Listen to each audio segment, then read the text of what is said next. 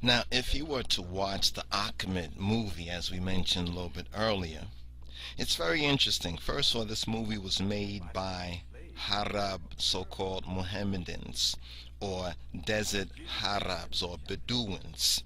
It shows that they only picked certain verses of El's Quran to recite to the Ethiopian Christians. Now, this is known. It's a historical fact. It's provable. It's in their documents and in other historical documents as well. Now, those verses that they chose, that they picked and chose, told about the Immaculate Conception, of how Jesus Christos and Mariam, you understand, which was the adopted son of Joseph, was an illustrious prophet in this world as well as in the hereafter. Did the Mohammedans really lie to the Ethiopian Christians, or did they not tell purposely the entire story, the full story? Well, here's the story. In the month of Rajab, the 50th year of the Mohammedan calendar, the first migration of 18 persons, 13 men and 5 women, were cordially received by the Nagush, or the king of Ethiopia, whom the Mohammedans say was Ash'ama, son of Ahbar, king of Abyssinia, to seek refugee status in Ethiopia upon request by Ahmed, their prophet Muhammad. There were altogether 83 people. The Nagush, or king of Ethiopia, whom they say was Ash'ama, son of Ahbar, was an Ethiopian Christian. Some say that he was a Coptic Christian. The list of the first immigrants to Ethiopia among the first Mohammedans or Muslims, who were all of the tribe of Quraysh, were Jafar, son of Abu Talib, his wife Asma; Uthman, son of Affan, who was the third Khalifa, his wife Ruqayya, Muhammad's daughter; Abu Hudhaifa, son of Utbah, whose wife was Sahla; Zubair, son of Al-Awam, cousin of Muhammad; Mus'ab, son of Umayr; Abdur Rahman, son of Auf; Abu Salma al-Mukhzumi, whose wife was Salma; Uthman, son of Maz'un; Amir, son of Al-Rabi'a, whose wife was Layla; Abu Sabra, son of Abi Rahm; Hatib, son of Amir; Suhail, son of Baida; Abdullah, son of Mus'ud. Throughout Mohammedan history, Ahmed, the Prophet Muhammad's followers, have always boasted and bragged about this particular event, their flight or Hejira to Ethiopia. It's important to note here that Ahmed's followers came from what's known today as Saudi Arabia, which is an Arabic-speaking country, to Abyssinia, which was, some say, an Aramaic or Hebraic and Amharic speaking country. The Ethiopians, it was said, did not speak Syriac Arabic, so Ahmed or Muhammad's followers had to communicate with them and recite their Quran in an Hebraic dialect. When the news that the immigrants were living in Ethiopia or Abyssinia reached the Meccans, those who were pagans, Bedouins, desert Arabs, Kafiruna, they were very angry.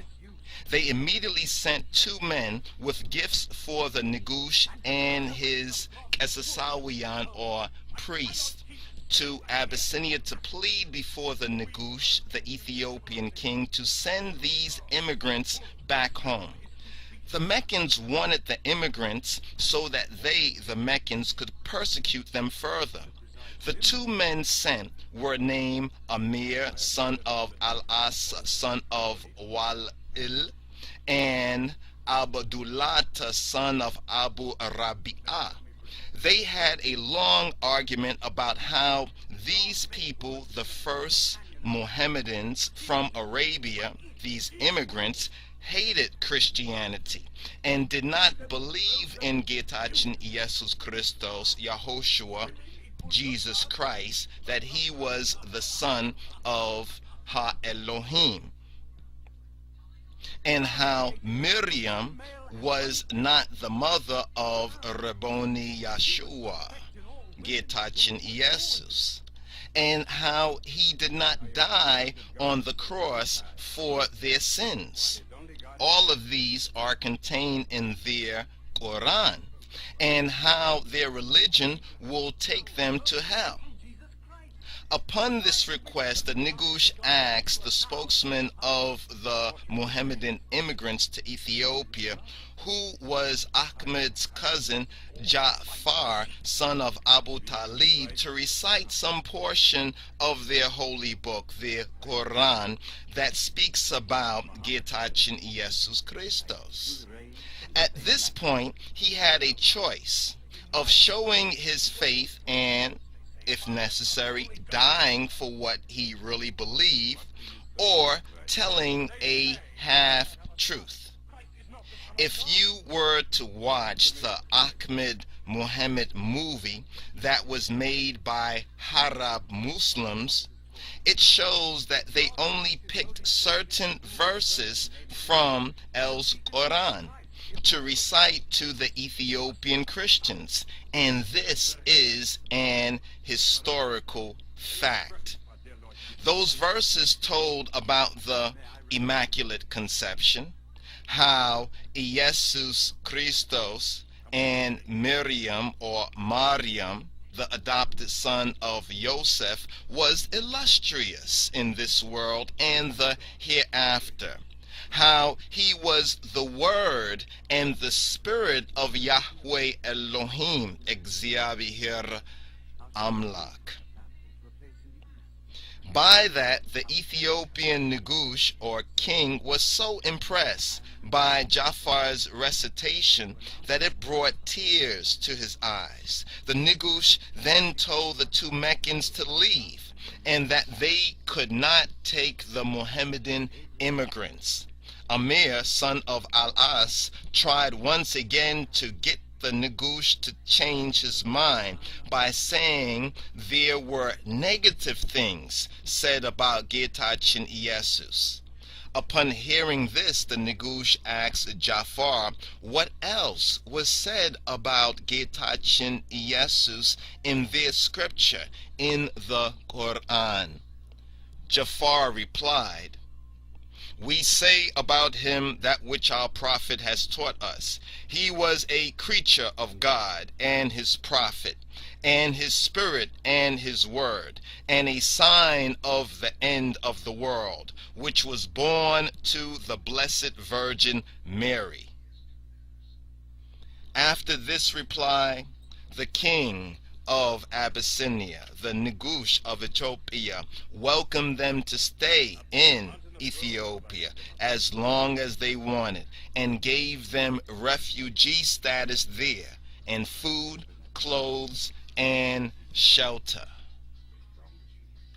Now, this is also the reason why the followers of Ahmed, the Prophet Muhammad, today dress just like Falashian Hebrews of Ethiopia, or the Beta Israel. This dress consists of long white robes and shawl with blue stripes and turbans or temtemoj. They got the prayer beads they call subha from the Coptic rosary, and this is where they received their holy days. They also received their methodology for praying from the Beta Israel, or the Falashas, which is what they originally did. For instance, falling down and prostrating on the ground, according to Joshua chapter 5 verse 14, facing east, which at the time was Jerusalem, according to Daniel 6 and 10, and later became known as Baka or Mecca. We must mention here that when Ahmed, their prophet Muhammad, got this call for Salot or prayer, they always say the angels took him back to Jerusalem and then up to heaven. So that really means that Jerusalem, the Hebrew Mekdes or holy place, was the gate to the Samayat, and not Baka, the Mohammedan so-called holy place in Saudi Arabia. The point that we're making here is that the Mohammedans in Ethiopia at that time maliciously selected only certain verses from El Quran. In other words, they perverted their very own scripture